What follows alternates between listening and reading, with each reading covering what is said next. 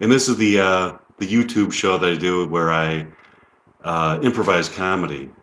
And okay, so now I got to think of a scenario. I'm actually, let's say, I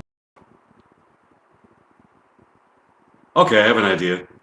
There's a new show, but there's a show on TV called Grey's Anatomy. Remember the show? I mean, the show's Grey's Anatomy. It's a big hit on television.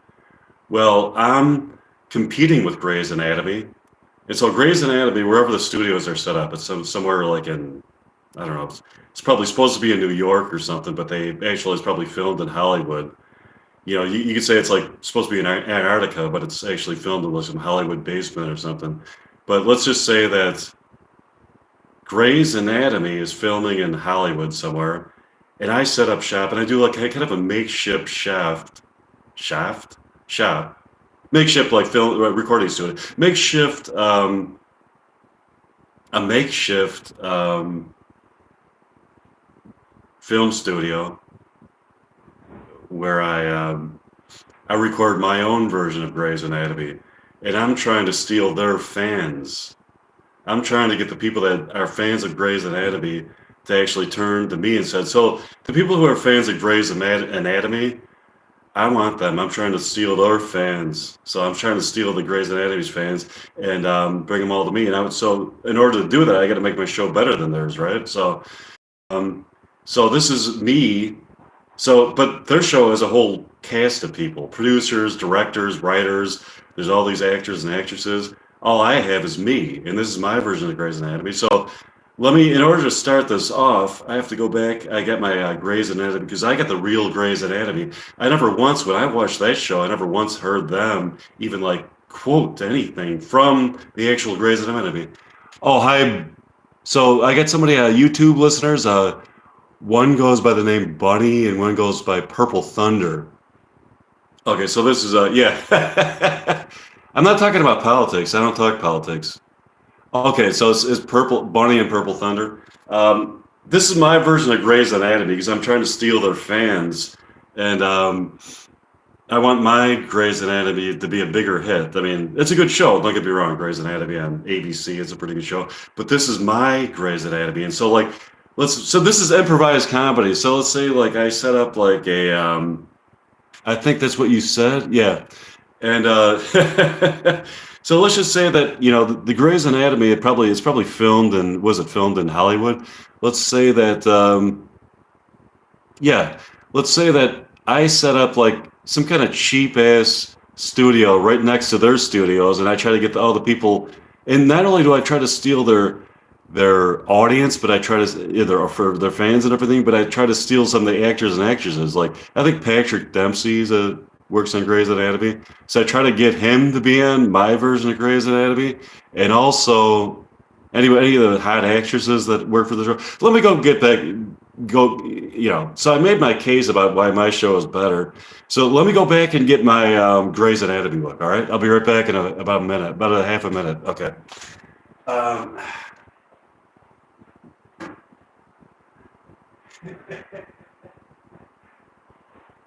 um, So Mike's version of Grey's Anatomy. Okay, so I got to get I got the book Grey's Anatomy. See, as you can see, it's Grey's Anatomy. Okay, so I'm going to start with so Grey's Anatomy. Let me read some Grey's Anatomy. Okay, I usually like to start with the brain, the human brain. Okay, okay. The average weight of the brain in the adult male is 49 and a half ounces, or a little more than 3 pounds avoirdupois.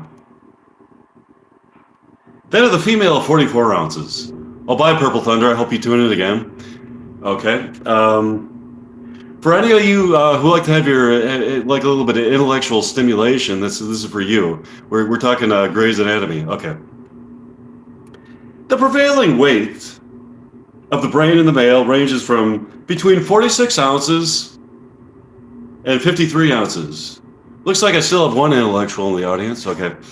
And the female, wait a minute. Okay. And the female, now there's, I bored them to tears, I guess. Okay. is between 41 ounces and 47 ounces. Okay. In the male, the maximum weight of 278 cases was 65 ounces, and the minimum weight 34 ounces. The maximum weight of the adult female brain out of 191 cases was 56 ounces, and the minimum weight 31 ounces. Okay, 31 ounces. According to Lushka, the average weight of a man's brain is 1,424 grams, about 45 ounces. Of a woman's, 1,272 grams, about 41 ounces. And according to Krauss, 1,570 grams, about 48 and a half ounces. Why is your live's name Keep Laughing? Because I'm trying to make you laugh. It's an improvised comedy show. So I guess I could backtrack for a second. I'm competing with Grey's Anatomy. I want to win their fans, and then I also want to build a studio right next to their studio and try to like film my version of Grey's Anatomy and try to get their actors and actresses to work for me instead of their version of Grey's Anatomy. So that's just kind of like a little that's the backstory to this. Okay. Let me see. Okay. Can you say hi to Matt Wagner? Hi, Matt Wagner. All right. Now I'm just going to, okay. Yeah, okay. All right. It appears that the weight of the brain increases rapidly up to the 7th year. I'm just going to keep reading, okay? Okay. More slowly to between 16 and 20, and still more slowly to between 30 and 40 when it reaches its maximum. Beyond this period, as age advances and the mental faculties decline, the brain diminishes slowly in weight, about an ounce for each subsequent decennial period. These results apply like to both sexes. The size of the brain was formerly said to bear a general relation to the intellectual capacity of the individual. Cuvier's brain weighed rather more than 64 ounces. That of late Dr. Abercrombie, 63 ounces. And that of Dupuytren, 62 and a half ounces.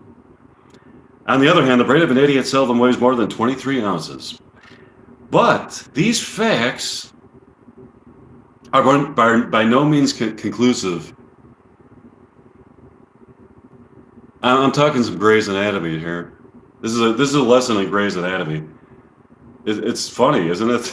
It's a comedy show, but okay. Anyway, all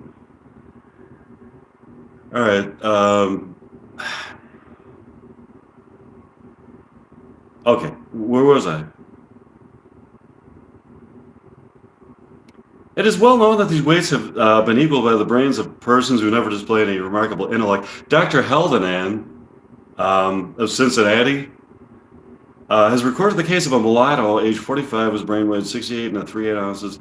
And then it was, wait a minute, Dr. Enzer, District Medical Officer of Port Elizabeth, reports that the brain of Carrie, an Irish farmer, weighed 61 ounces. Okay. M. Nikiforov has published an article on the subject of the weight of the brains in Novosti. According to him, the weight of the brain has no influence whatever on the mental faculties. It ought to be remembered that the significance of the weight of the brain should depend upon the proportion it bears to the dimensions of the whole body and to the age of the individual. So it's all proportional. So I guess what the takeaway from that is the weight of the brain bears some relation to the power of the brain and the mental acuity of the brain bears some relation to the size of the brain, but by no means is it directly correlated to the size of the brain. It is just bears some general relation to it. So you could have a big brain or a small brain, and in either case be dumb or smart. I guess that's what this book is trying to say. Okay.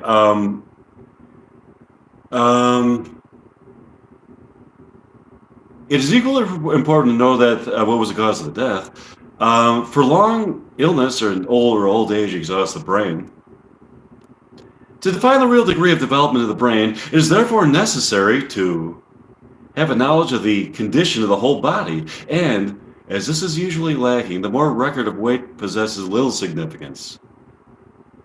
Oh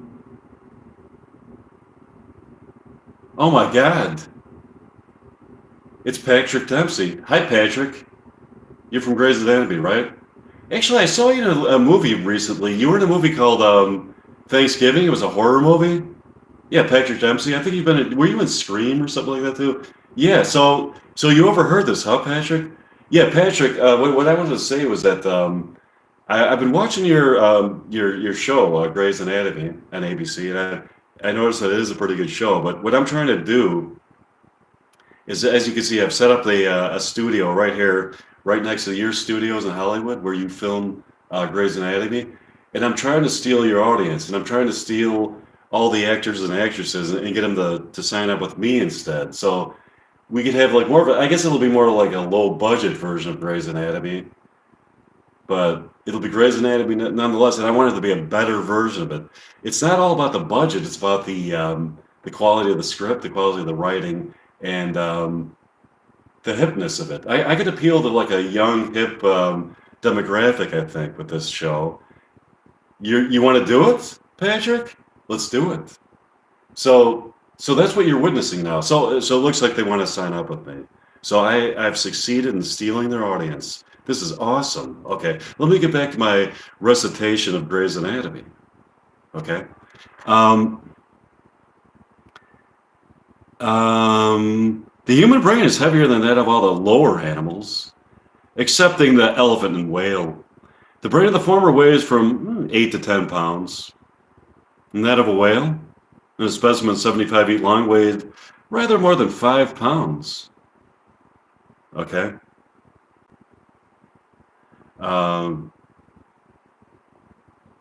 So whales have bigger brains than humans, but obviously humans are smarter. But cerebral localization and topography. Physiological and pathological research have now gone far to prove that the surface of the brain may be mapped out, but whales are pretty smart, aren't they? So who knows? Anyways, mapped out into a series of definite areas, each one of which is intimately connected with some well-defined function. Okay? And this is especially true with regard to the convolutions on either side of the fissures of Rolando. And this is, and are believed by most physiologists at the present day to be considered in motion. These grouped around the fissure, being associated with the movements of the extremities of the opposite side of the body and those around the lower end of the fissure, being related to the movements of the mouth and tongue. This is not the place or even the space be given to describe these localities. But the two accompanying cuts from Ferrier have been introduced and will serve to indicate the position of the more important areas. The relation of the principal fissures and convolutions of the cerebrum to the outer surface of the scalp has been subject to much investigation, and many systems have been, now it's time to sound like a college professor, have been devised by which one may localize these parts from an examination of the external surface of the head. These plans can only be regarded as approximately correct for several reasons. In the first place, because the relations of the convolutions and sulci to the surface are found to be very variable in different individuals. Secondly, because the surface area of the scalp is greater than the surface area of the brain.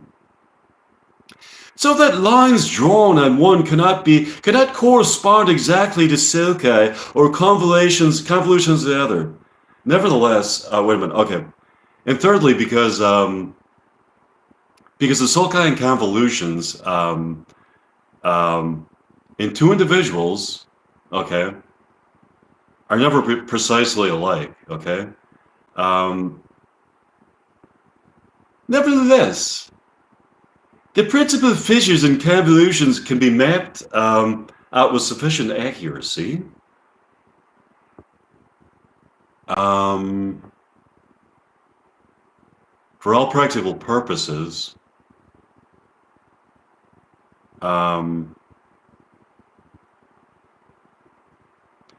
sorry, my name isn't Devo. No, okay. So that any particular convolution could be generally exposed by removing with the trephine a certain portion of the skull's area. Okay, which would only be done for medical purposes, obviously. The various landmarks on the outside of the skull, which can be easily felt, or unless it was like in a horror movie or something, and which serve as indication, which Patrick Dempsey would know about, being he was in the movie Thanksgiving. Okay. The positions of the parts beneath have, wait, did I say that already? No, okay. The positions of the part beneath have already been referred to, and the relation of the fissures and convolutions of the landmarks is as follows. Longitudinal fissure. Okay. This corresponds to a line drawn from the glabella. I hope this is funny. I'm trying to be funny. Okay. Drawn from at the rest of the nose to the external occipital protuberance. Okay. The fissure of Sylvius. The position of the fissure of Sylvius and its horizontal limb is marked by a line starting from a point. So I hope this is funny. If it's not funny, I'm just going to keep trying to be funny. The way to be funny, the way to do anything funny is if it bombs, it bombs. You know, part of being funny is like you have to just like throw it against the wall and see if it sticks. You have to have balls to be funny, because there's always a chance that you're just going to make a big jackass out of yourself and a big douchebag, and it's not funny. But if it's funny, the payoff is immense. So trying to be funny is something that takes a lot of guts. Like, imagine being on Saturday Night Live and just like trying to like, you're putting yourself in front of like millions of people in the viewing audience at home. You know, there's a few hundred people maybe in the audience at Saturday Night Live, but there's like millions of people, I think. Well, there used to be. I don't know if that many people watch the show anymore, but there used to be like millions of people in the audience. So being funny takes a lot of courage. And it's like, you put everything on the line. It's like you either make a big jackass out of yourself or it's funny. But I give anybody credit for trying to be funny and instead making an ass out of yourself, because that took a lot of guts. So if it bombs, I really still respect the person for trying, because comedy is all about guts and heart, actually. Okay.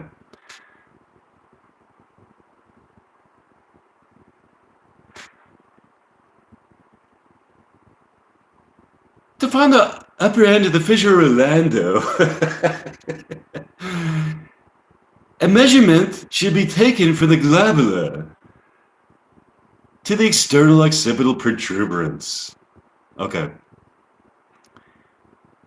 The position of the top of the sulcus will be, measuring from in front, 55.6%.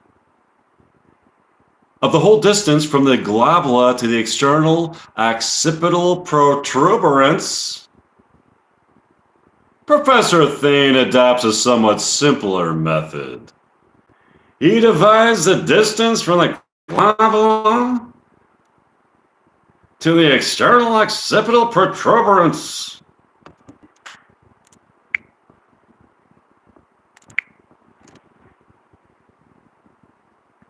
Over the top of the head into the two equal parts. And having thus defined the middle point of the vertex, It takes half of an inch behind it is the top of the sulcus. This is not quite so accurate as the former method, but it's sufficiently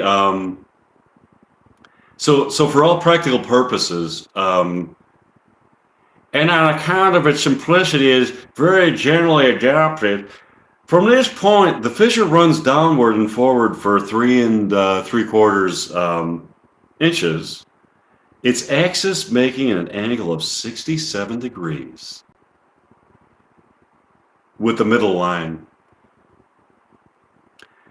Cunningham. Did you ever see that movie, Christine? There's a movie, it's a Stephen King movie. It's called Christine. And there's these two guys that are like enemies in the movie. And one guy's last name is Cunningham. And his enemy calls him Cuntingham. Anyways, it's pretty mean. I would never say that to somebody, but that's what he calls him.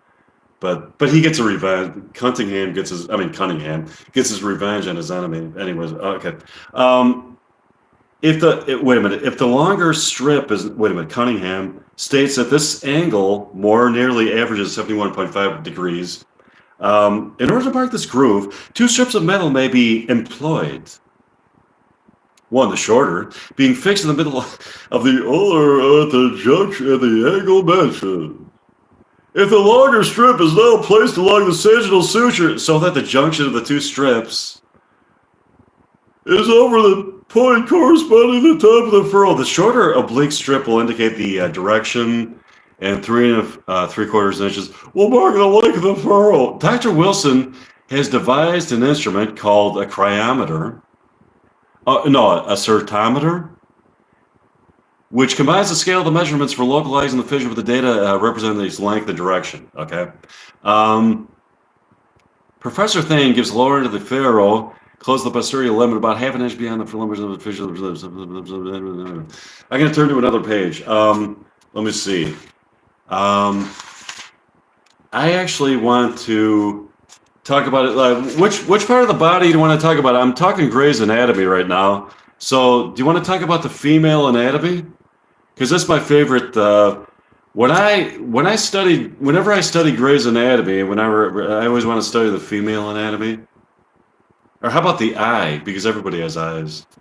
Most people do, unless somebody poked one of yours out. But most people have eyes. I actually saw this horror movie where I saw this great horror movie. It was called because actually, there's a horror movie that came out a few years ago, and it was directed by.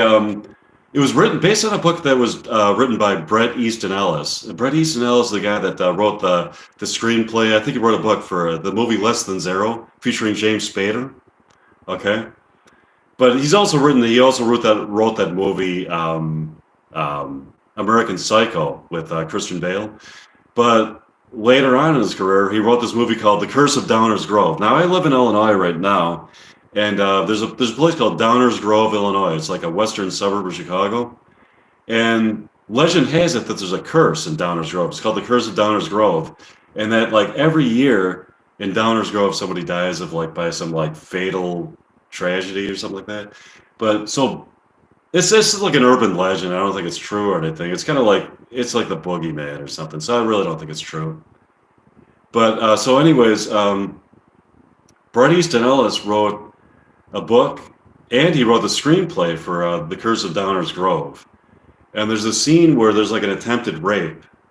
This young girl, there's an attempted rape, and she pokes the rapist. She doesn't get raped. He attempts to rape her, and he pokes his eyeball out with her thumb. And it's like sweet revenge. So the guy is like screaming. He's like in shrill agony.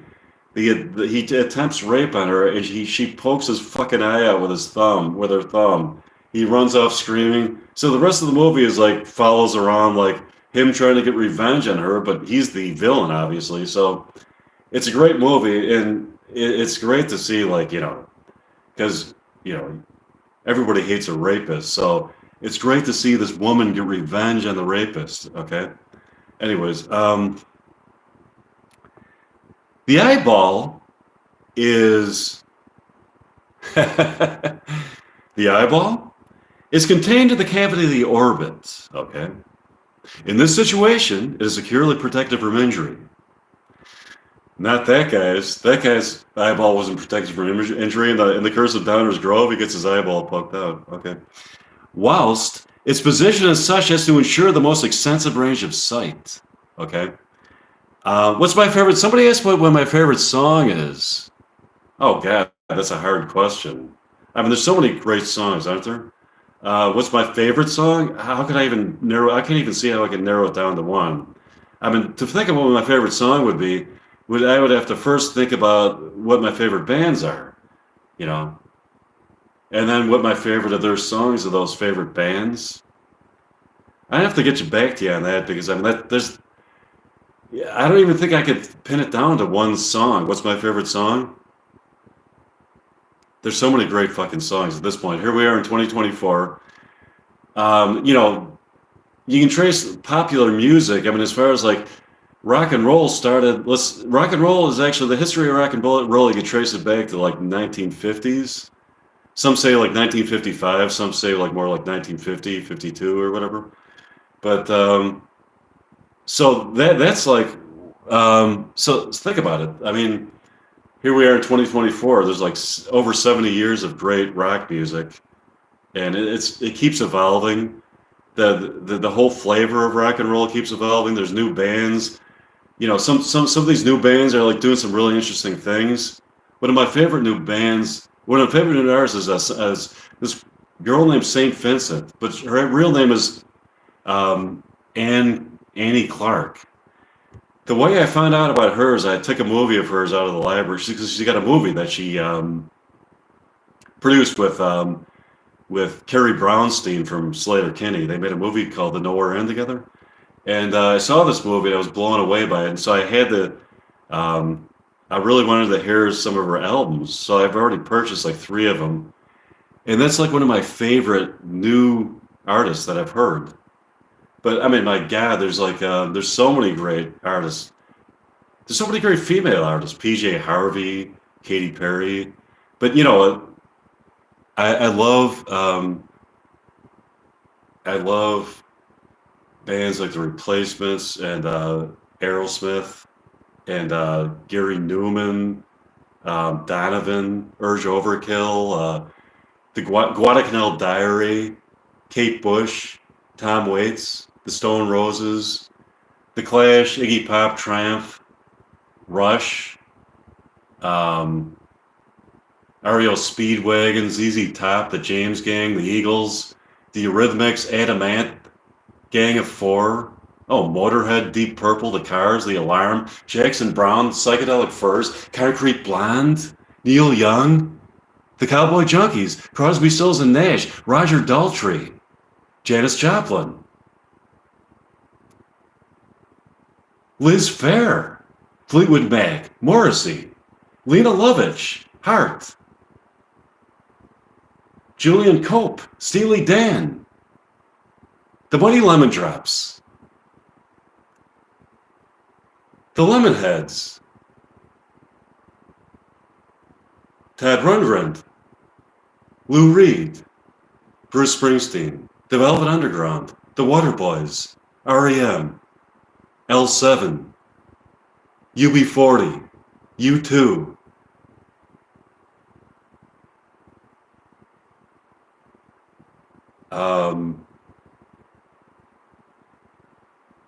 World Party, Garbage. So many fucking good bands. How about John Doe, XTC, KMFDM,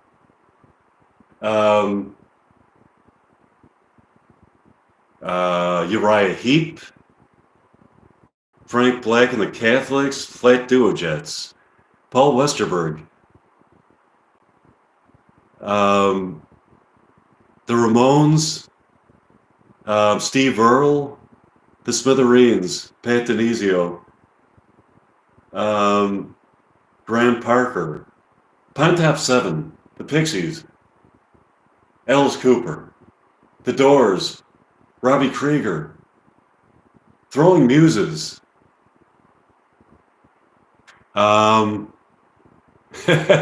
Oh, what's up? Okay. And of course, Nirvana, um, Billie Eilish, The Misfits, Metallica, um, Rage Against the Machine. Okay, anyways, oh, the eye, okay. The eyeball is embedded in the fat of the orbit, but it's surrounded by a thin membranous sac, okay? The capsule of tenon, which isolates it so as to allow a free movement, okay? Oh, you love Nirvana and the Misfits, so do I. I got the coolest Misfits poster in my basement. You got to see this poster. I mean, I don't even know if I want to say what's the caption, what it reads on the poster, but you should see how fucking cool this poster is. I mean, it's a pretty cutting edge, dark, bizarro. I got it at Rolling Stone Records in Chicago, but or wherever it is, like Harwood Heights or whatever. Is that no, or Chicago, Harwood? It's right around there. But I can't even really say it's something like like it's like don't bring this album home to mama. But it's a pretty dark, cutting edge type of stuff, But wait, do you know of Dire Straits? Oh yeah, Dire Straits are great. The Sultans of Swing, but I'm sick of that song. But Dire Straits, they got a great album called "Making Movies." They got a song called "Making Movies." And Nirvana, Rolling Stones, and Metallica, and is a fan of Ozzy Osbourne. Yeah, Ozzy Osbourne. He's got that cool shit. Can you say hi to Auntie Amanda Huggin? Hi, who's Auntie Amanda? That's your aunt? Hi, Aunt Amanda. Whoever the fuck that is. Okay. Okay. All right. Hello. So we got Rage Factor joining me. So I hope you people that are in my viewing audience, you keep tuning into my live streams, you keep watching my videos, and I plan on There's so many videos up for you to check out, and hope you're subscribers too. Just a little bit of self promotion. Can you say hi to? Okay. Well, anyways. Okay. The lymphs. Wait. I already. Okay. I know. The capsule is perforated behind the ciliary vessels and nerves, and by the optic nerve being continuous with the sheath of the ladder. You guys still digging the Grey's Anatomy, or do you want to keep talking? Okay, I'll leave it up to the audience. You want to talk Grey's Anatomy, or do you want to talk? Sounds like you want to talk music and not Grey's Anatomy, right? What's your favorite emo/2000s band? What is that? First of all, I've heard of that term emo. I've heard of the term emo, but I don't know what the fuck it is. What's emo? And what is 2000s? What do you mean? Emo? Give me an example of an emo band. What's your favorite 1970s metal bands? UFO, Black Sabbath. I would have to say Iron Maiden, 1970s heavy metal band. It would have to be Uriah Heep, Iron Maiden, UFO, Black Sabbath. What other 1970s metal bands are there? Okay, emo is a subgenre of rock, but is emo considered rock and roll, or is it like a rock inspired? Is emo rock and roll? Is it rock and roll inspired? Say hi to Hugh Janis. Hi, Hugh. Okay, hi. Okay. So I hope you guys all subscribe to my YouTube channel. And anyways, so Hugh Janis. Okay, whatever that is. Okay. Emo is grunge. Emo is grunge, but is it is emo like post Nirvana grunge, or is it is Nirvana emo? I mean, I should know this because I'm a huge fan of Nirvana, and I know, as a matter of fact, I know a lot of their songs. But is Nirvana considered emo? Kind of, but not really. Well, wait a minute. So is Creed emo? Is Soundgarden emo? It's not. No, it's not emo, not grunge. So there seems to be a disagreement of the audience. One of the guys thinks emo, like grunge, is emo, and the other guy thinks grunge isn't emo.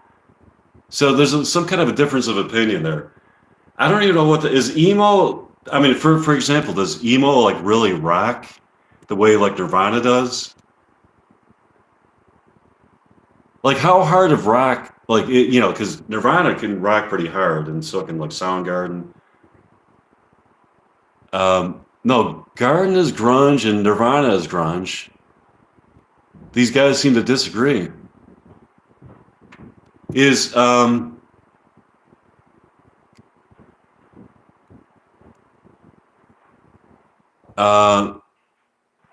who's your favorite rapper? Green Day is emo. Green Day is emo. Yeah, I like Green Day, but they're emo. Green Day is emo. Is what is Weezer? Is that emo? Does anybody know what Weezer is? Green Day is emo. It's like punk emo. Okay. Green Day is pop punk. So these two guys disagree. One guy says Green. Bro, what y'all don't know is what emo is. So these no Preston doesn't agree with those guys.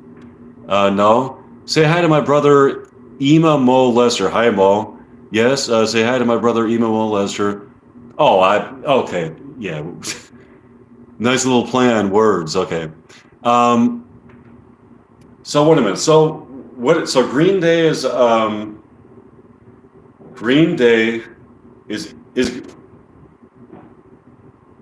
So what are you guys really saying? That Green Day is emo? To me, Green Day is like pop punk. It's almost like if you took like the Replacements and gave it like a punk, like pop punk sheen to it. You made it like radio friendly. That's like Green Day. Wait, I want to wait. Green Day is pop punk. Hmm. Green Day. I don't know either. Just as confused as you. I don't know what emo is. Okay. No, it's emo. In fact, pop punk. Um, this is interesting because I feel like I'm having a conversation with my audience, and I'm reading their comments, and they're the only ones that can hear me. No, it's emo. And these people are in my YouTube audience are disagreeing with each other on what emo is. That's very interesting to me. But I don't want to start a war. If you could name a emo band, I would understand. It's pop punk. Emo.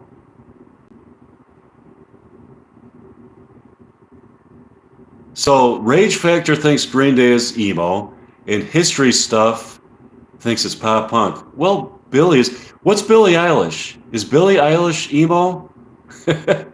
So, have you heard of MCR, My Chemical Romance? Yes, I have. As a matter of fact, I heard them, My Chemical Romance. Where did I hear them? I'm trying to remember where I heard them. Did I hear them? Oh, you know what? This is where I heard My Chemical Romance. I was watching this. Did you ever hear of the Coachella Festival? It's in California. There's a Coachella Festival in California, and the Pixies were there, Radiohead was there, but then there's a few bands I never heard, like My Chemical Romance, and that was the first time I ever heard that band, and they were excellent. It was kind of like punk electronica. It was almost sounded like something that it was almost sounded like if you mixed like pop punk with electronica with a dash of avant-garde and maybe a little bit of folk, and that was My Chemical Romance. I thought it was great. If you compare a band like My Chemical Romance to Green Day, there is no relation. Um, hmm. I don't know too much about My Chemical Romance. I only heard them at the Coachella Fest that I have in DVD. It was fucking cool, but I don't know how to categorize them. I guess it's a question of semantics. But say hi to IP. Oh no, see, you're not going to get me to say that. Okay. So now, note to self: whenever I've got a message from Terry the Troll, he's trying to get me to say these play on words. Okay. Let's see. If they were the same genre, you would at least be able to connect the two. Okay. Let's see.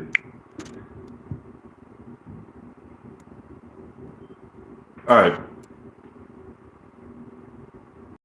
and cornea, from the external tunic of the eyeball, they are essentially fibrous in structure.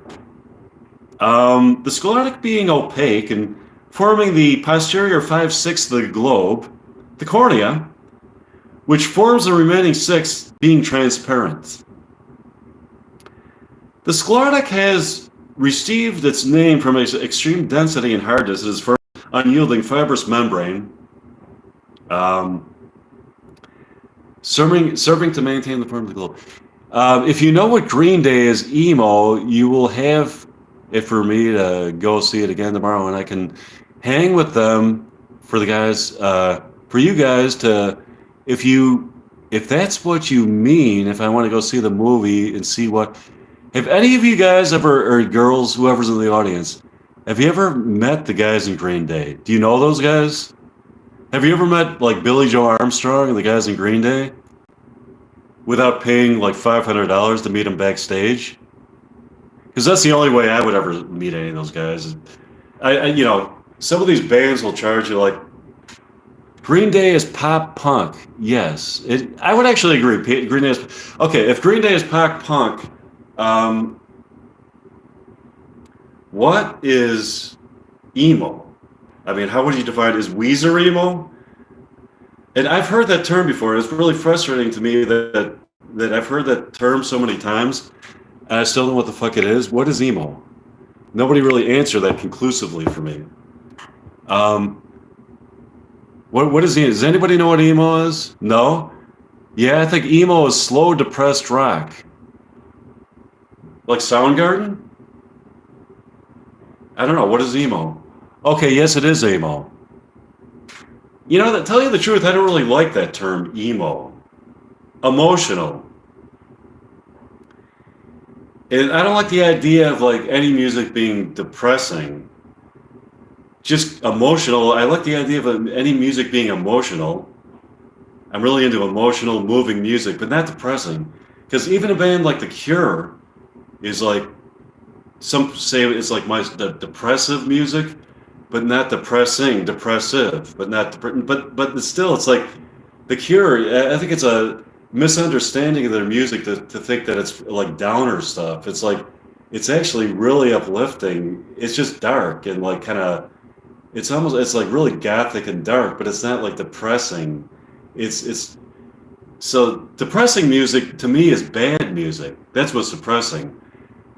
Any good music is uplifting, whether it's dark and moody or even if it's like The Cure, it's not depressing. It's just cool.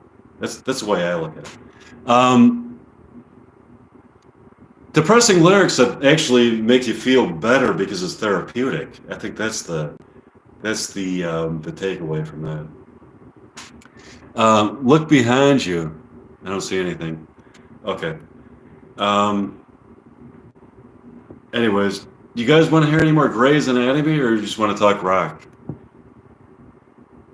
Okay. Okay. Well, I got a pretty cool audience. It seems like these people like to analyze rock. They like to have like these rock and roll debates. I think that's really cool. Maybe I should start. Maybe I should start like a YouTube stream or a podcast, just debating rock and roll history, debating.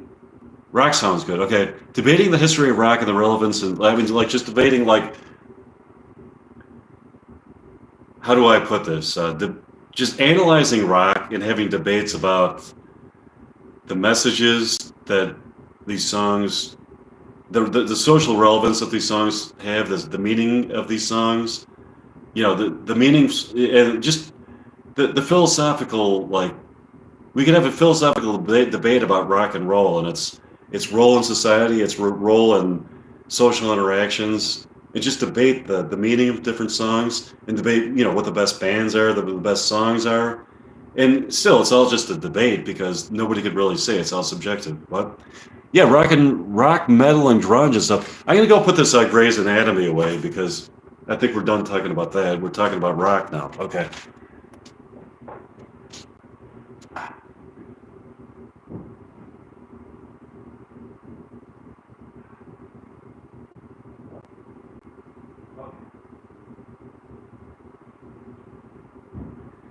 Rock and roll. Okay.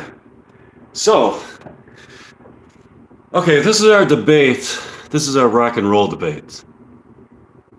Who in my YouTube audience would like to pose the first philosophical question concerning rock and roll? Concerning just any kind of philosophical question that you have that you could pose about rock and roll. Like, let's start a debate. Let's start a rock and roll debate. We could have a philosophical discussion about rock and roll, and who's got a who's got a philosophical question related to rock and roll that they would like to pose.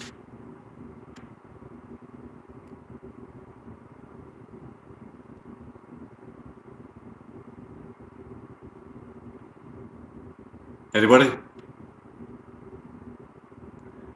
Okay, if no, what is the longest guitar solo? What is with is what I want to know. What is the longest guitar solo? The longest guitar solo? Let me think. Hmm. Oh, it's got to be like it's got to be either the Grateful Dead or Leonard Skinner. Those jam bands. When you think about the longest guitar solo, it's got to be one of the jam bands. Okay, think great. I mean, Freebird. Now that's a long guitar solo. Wait a minute. Okay. Now that your emo is short for emotional, some bands in the emo scene are MCR, Fall Out Boy. You know, I recently discovered Fall Out Boy. I like that band because they wrote a song about Winona Ryder. And now I wrote a lot of songs about Winona Ryder, but one of the songs I wrote about Winona Ryder called Sweet Winona, I was surfing YouTube and I found my song in a documentary about Winona Ryder. And also featured in that documentary is Fall Out Boy and their song about Winona Ryder. And so that's how I found out about Fall Out Boy because I saw their song that they wrote and it was a pretty cool song. Wait a minute.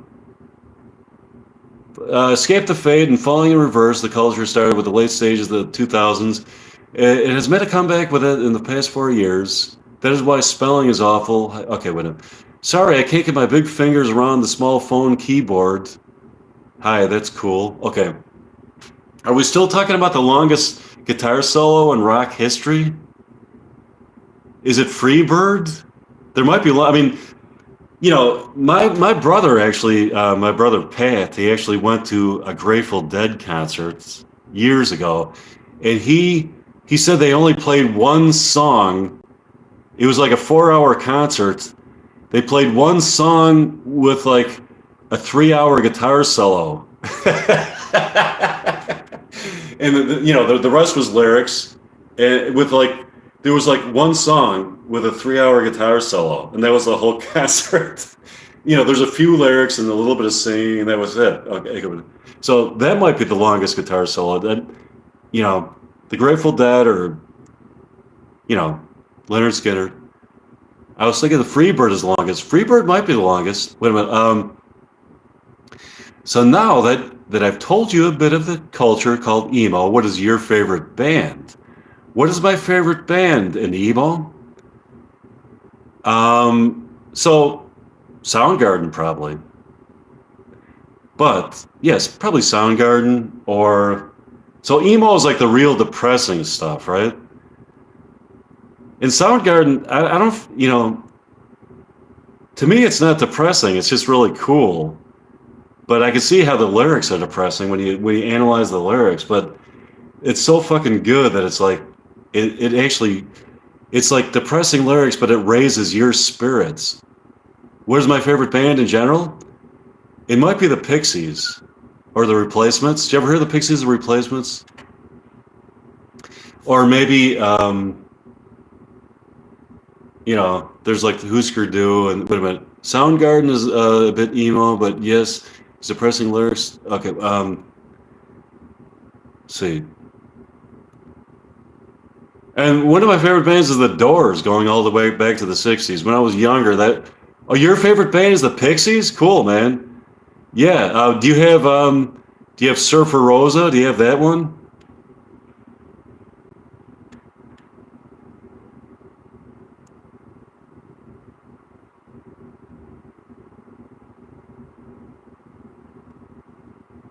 Oh, yeah, you have Surfer Rosa. What do you think of their new stuff? I mean, once they got rid of Kim Deal and they got like all these now they have like a revolving door of like bass players. What do you think of their albums that they made without Kim Deal? Do you think they're as good? Your favorite band is Green Day, so it's Green Day versus the Pixies. They're both great, but I think the Pixies are better, to tell you the truth. Kind of more interesting, better lyrics, more original. But Green Day's great too. Not much of the new stuff. More into the late '80s work. Okay. Um,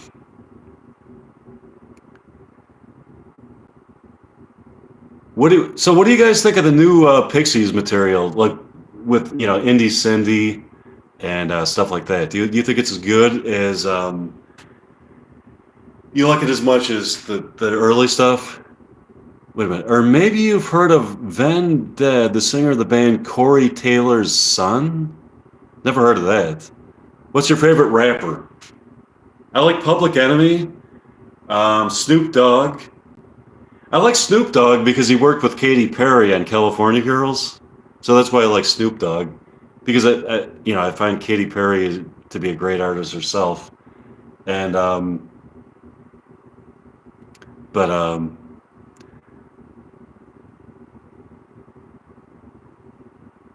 so I don't know too many rappers actually. Corey Taylor from Slipknot. I'm not really into that stuff with that Slipknot and like all that stuff like Slipknot or like Tool and stuff. I'm not really into that stuff, but with Limp Bizkit, no, I don't like Limp Bizkit. I hope you're okay with that. Well, or should I like Limp Bizkit? Maybe I should give it a try. Is Limp Bizkit good? I don't know too much about it. Does Taylor Swift suck?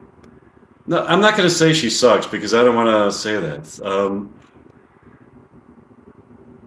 What do you think? What do people think of Taylor Swift? I don't like the. I don't want to bash Taylor Swift because she seems like a really good person.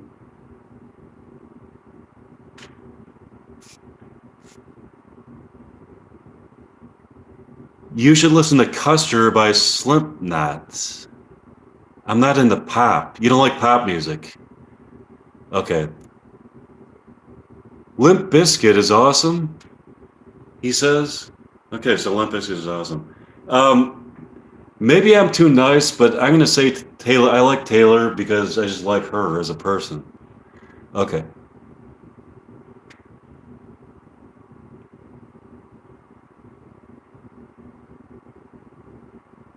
Okay, have you heard of Corn? Not really into that because it just seems like kind of weird shit that I'm not into. But is that good, Corn? I don't know too much about Corn. Have you heard of Corn? I've heard of Corn. I don't listen to them. Are they good? Is corn good? I like corn on the cob. I like cream corn. I like I like cornbread. I just don't like the band Corn. That well, no, I don't know. Are they good? It's not like I just don't think that that like rap metal is not my favorite genre. Do you like rap metal? Because first of all, wait a minute. Corn is also awesome. Laugh out loud. Corn is awesome, huh? I like cornbread. I like cream corn. Corn is amazing, says Camden Townsend.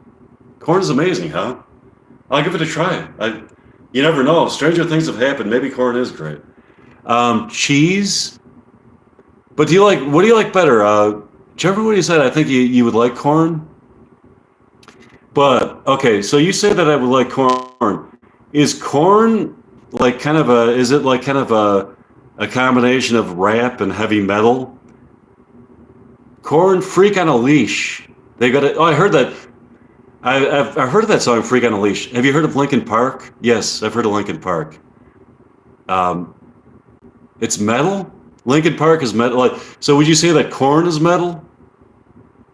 I've heard of Linkin Park. Linkin Park is metal or Corn is metal? It's super deep, hard metal. Camden Townsend says it's not rap. History Stuff says I love Linkin Park. Um, yes, Corn is metal. Okay, Corn is metal. But does it have like rap mixed into it? It's like rap metal, right? Corn, rap metal. Both are metal. Camden says corn is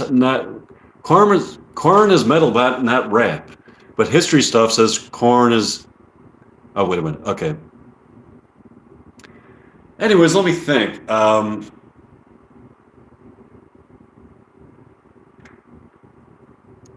So why do people like rap? Because when you think about rap is like taking somebody else's song and just putting your own lyrics over it. So does anybody agree with me that maybe that's not the most original art form? That's kind of like what occurs to me because all you're doing with rap is like, you know, taking like a riff that somebody else came up with and putting your own. But maybe I'm wrong on that. What's the general consensus on rap? Korn was a pioneer of new metal. I'm not in the rap either, to tell you the truth. Because I mean, I like very original artists. It's like, you know, some of the rap guys are kind of clever, to tell you the truth. They can come up with like really clever raps. But I think there's some talented people working in rap, but it's not the most original form of music, if you ask me. Yeah, I agree. Sometimes they do steal lyrics. They steal the lyrics too, but they steal the beats, they steal the riffs, and so where's you know, I just don't get why so many people like it, to tell you the truth. I don't know. But I know people that have really good taste in music that like rap. I don't know. They sample a song and put lyrics over it and all share the same name rappers. Sampling is an art. So electronics as sampling is an art. I only like Eminem and Snoop Dogg and 50 Cent. And isn't he so 50 Cent, he started out he was 50 cents, right? And then he went 50 cents, and now he's like 50, or I don't know. They're always changing their names of rap artists, because like Snoop Dogg. He started out as Snoop Doggy Dogg, but now that he's like Snoop Dogg, and now he's just Snoop, or now he's just Dog, or now he's just Snoopy, or now he's just Snoopy the dog, or Dog Snoop the dog, or whatever the fuck he is. I don't mumble rap. I like rap you can understand. J. Cole. Um, I think Snoop Dogg should actually change his name again. He started as Snoop Doggy Dog. Actually, I want to think of a new name. Snoopy Doopy. That might be good. Why don't we all think of a new name for Snoop Doggy Dog? He started out he's Snoop. He's like Snoop Dogg. Then he changed his name to Snoop Doggy Dog. How about Snoop Dogg, and I was like Snoop, uh, Snoop Doggy, Snoop. No, I'm trying to. You got to think of something that really is catchy. I mean, um, I think his name should just be Dog, Dog Man. How about Man Dog? How about the Man Dog thing? So how about Snoop the Man Dog thing? No, I'm trying to something that really has a good Snoop. The Man Dog thing. The Snoop the Man Dog thing. Doctor Snoop, Doctor Dog, Doctor Snoop Dog. Doctor, um, Snoopy the Doctor Dog, just dog. You think just dog in all capitals, DOG in all capitals, dog soup. Call him Dog Soup. Why don't we start calling him just call him Dog? But in DOG. But you say it like dog. Or, I don't know. His new name will be Dog. What do you think? Wait a minute. Call him Dog Soup. We got to vote on this. Do you think somebody thinks he should be Dr. Snoopy? Somebody thinks he should be Dog Soup. I came up with just Dog, D-O-G in cap. Just call him Dog. D-I-W-G. D-I-W-G Dog. Wait a minute. How about Dr. Dog? Dr. Dog? Dog Doctor? Dog Dr. Snoop. Uh,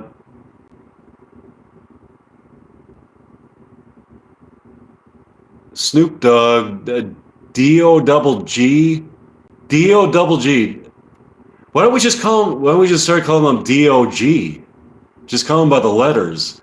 You don't say the name. You don't say the word. You say instead of like Snoop Dogg. Now he's like D-O-G. D-O-G. I need a D-O-G. I'm trying to think of the coolest thing I could think of for that. Snoop Dogg. I mean Snoop Dogg. D-O double G. Snoop Dogg. How about D-O-G Dog? SD? He should be called Dodgy Doggy Dog Dog. Who that dog? SD? Wait a minute. Okay. Who's got the better? We got to vote on this because I think we should change Snoop Dogg's name. We got to think of. We got to vote on this. Who's got the best new name for Snoop Dogg? How about Dr. Snoop the? How about Dr. Snoop the DOG? Dr. Snoop. You got to think of the coolest one. You gotta go in a second, but you're still streaming later. I'll be back. The dog walker, Dr. Snoop the dog. Well, what would be better, Dr. Snoop the DOG, the OG pug?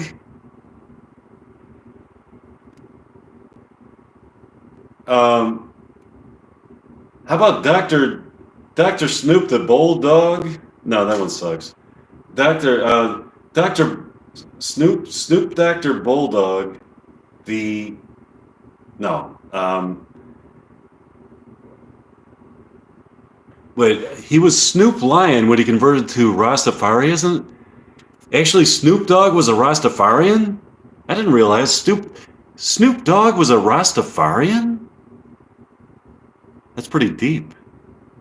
Snoop Dogg, a Rastafarian. We could just call him Woof Woof.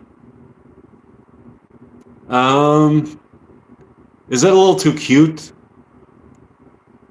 For a minute, we could call him Foot. No, not that. How about you want to come up with something that's not like overly cute, okay? Something that's cool and like kind of sounds rap, you know. Wait a minute. How about Dr. Dogman? No, it just doesn't work. You know when a phrase like really works, you know? Dogman? Dr. No. Snoop Dogman Snoop. No, that sucks. Snoop Dogg, the Snoop, the Snoop Dogg Doctor? No. The Dog Doctor? The Dog Doctor. Nah, the Dog Doctor. What do you think about what do you think about the Dr. Dog? Or Dr. DOG? DOG Dog? Snoop Dr. Dog? No? What's the best one that I came up with so far tonight? Dr. Snoop Dogg? Snoopy the Dog Doctor? That one. Oh, let's vote on it. Who thinks? Okay. Does anybody like this one? Snoopy the Dog Doctor? No, that one's stupid. Okay, no, yeah, that one sucks. Snoopy the Dog Doctor? No, honestly, this will just go back to Snoop Dogg. It's unbeatable. You might be right, Camden. Yeah, Camden might be right. Camden Townsend. Dr. Dog. That one's Dr. DOG. That one's pretty good. That one's pretty good. I don't know though. You can't say Mike Hawk 5 times fast.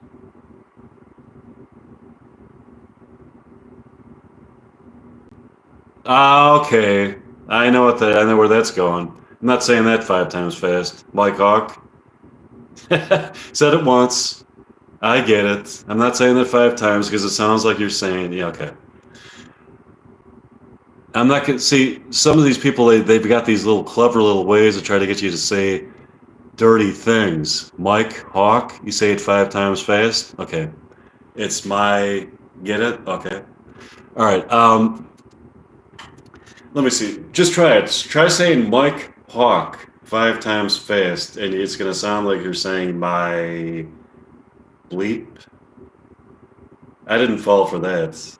I mean, it's pretty easy. It's pretty hard to fool me. Okay.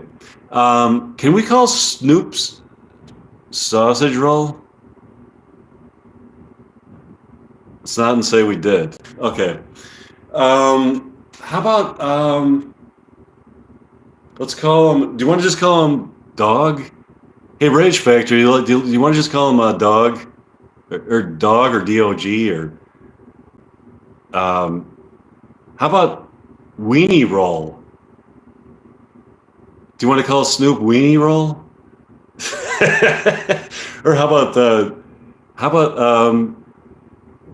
Weenie Dog? Weenie Dog. Nah, the OG DOG. How about Snoop Weenie Dog? No, Weenie Dog? Dr. Weenie? No, Dr. Weenie Dog. Dr. Weenie Dog. I like that one. You know what? But that's almost like too comical. I mean, okay. You know, I'm thinking like, okay, here's what I'm thinking now. For the sake of the name that we want him to go by, it shouldn't be Dr. Weenie Dog, okay?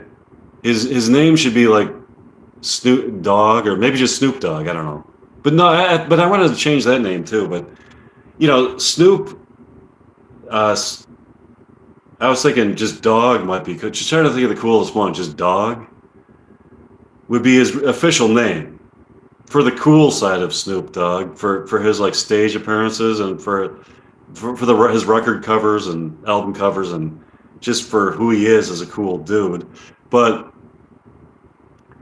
actually, if there was like a comical skit like on Saturday Night Live featuring Snoop Dogg that kind of like does a parody of Snoop Dogg's music, his name for the skit, for the comedy skit, would be Dr. Weenie Dog, or Weenie Dog.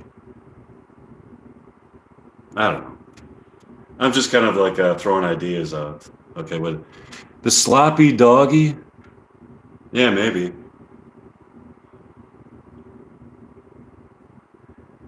I kind of like I don't know if my audience agrees with me, but I was kind of thinking his stage name should be Dog, just Dog. Sometimes just that simple phrase is the best, but in a comedy sketch, he would be Weenie Dog, or Dr. Weenie. Dr. Weenie. Dr. Weenie or Dr. Dog. Dog and Dr. Dog. Sometimes you come up with all these different like ideas, and they're all like equally good. You can't decide which one to go with. So perhaps you just go with all of them. Dr. Weenie Dog, Snoop Dogg, Dr. Snoop, Snoop Dr. Weenie Dog.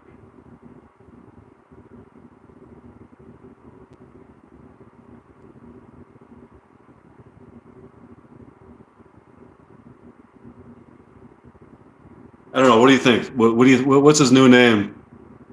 What do you people think? Dr. Dog, Weenie Dog, Snoop? That's a great idea. Okay. Dr. Dog, Weenie Dog, Snoop. The Sloppy Doggy. Snoop. He would be, okay, he would dress up as a dog in an SNL skit. That's a great idea. Okay. Who else will be in the skit? Who else would you want to see in the skit?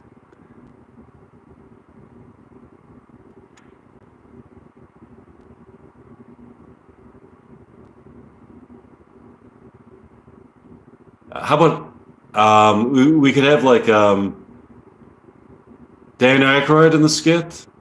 It would be Snoop Dogg, Dan Aykroyd, Katy Perry, and Jane Curtin. It would be what would the skit be? It would be, oh, so we got Katy Perry, Jane Curtin, Dan Aykroyd, and Snoop Dogg in the same skit. And the skit is about um, Snoop Dogg's alter ego. Snoop Dogg is like at home enjoying some marijuana on his couch, watching All in the Family, when his alter ego pays him a visit. And his alter ego is played by Dan Aykroyd.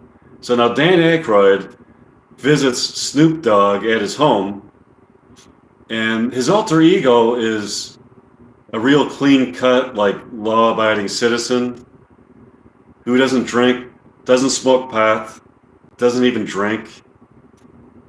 He's like a banker or an accountant, real clean-cut. But then Snoop Dogg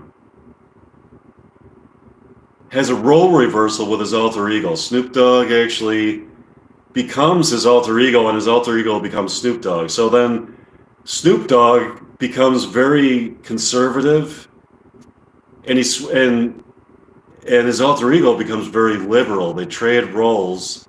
Snoop Dogg stops smoking pot, and he becomes like an accountant, and he dresses up in a suit. He shaves his hair real short. His alter ego, played by Dan Aykroyd, becomes Snoop Dogg, okay? And he starts smoking dope, and he starts doing rap. He starts writing rap songs. You can see him at Lollapalooza. He starts rapping in front of millions of people. And Snoop Dogg, that we call Dr. Weenie, that we now call Dr. Weenie. So Snoop Dogg becomes Dr. Weenie, but he becomes a conservative person. Maybe we should have him a doctor instead of an accountant. So Snoop Dogg, he gives up rap, he goes back to medical school. He becomes a doctor. And of course, he prescribes cannabis to some of his patients. But he gives up marijuana smoking for himself. He becomes a doctor. Dan Aykroyd becomes Snoop Dogg. So he becomes Snoop Dogg, but his new rap name is just going to be Dog. Okay. So Dan Aykroyd is now Snoop Dogg. Snoop Dogg is now Dr. Weenie, or Dr. Weenie Dog, or something like that, and he's a doctor. So Dan Aykroyd is giving a performance at Lollapalooza as he's transmogrified into Snoop Dogg. And he's up there. And Snoop Dogg is in the audience watching Dan Aykroyd as him. He's got all these new songs. He's got these songs that he wrote as Snoop Dogg. And he's smoking pot up there, and Snoop Dogg is in the audience, and he's I'm going to have to go now. Goodbye. Have a nice day. I'll see you next. Yeah, it was nice talking to you, Rage Factor. I had a lot of fun talking to you and like debating music and coming up with these improvised comedy sketches and talking about Snoop Dogg, and such a blast. I mean, YouTube is that's like the ultimate form of entertainment these days. I think it's like, because it's, why? Because it's interactive. You can actually talk to people in the YouTube audience. And you can't do that just watching a movie or watching cable. In the YouTube audience, I could actually talk to people, and we could have debates. It's so cool, But anyways, it's really fucking awesome. I'm glad you joined me. And it's so much fun. But anyways, getting back to Dan Aykroyd as Snoop Dogg. So Dan Aykroyd, he's on stage, and he wrote a few new songs because Dan Aykroyd, I don't know if anybody knows this, but Dan Aykroyd is inextricably bound. His soul is inextricably bound to Snoop Dogg. They share the same soul, the same specter. There's a difference between a specter and a soul, okay? The specter is like that. They share like the same, there's a certain soul principle or some kind of like weird thing they share. It's like a spectral type of essence that they share, Dan Aykroyd and Snoop Dogg. Dan Aykroyd is actually Snoop Dogg's alter ego, and, so but Dan Aykroyd himself wasn't even aware of this until a few weeks ago.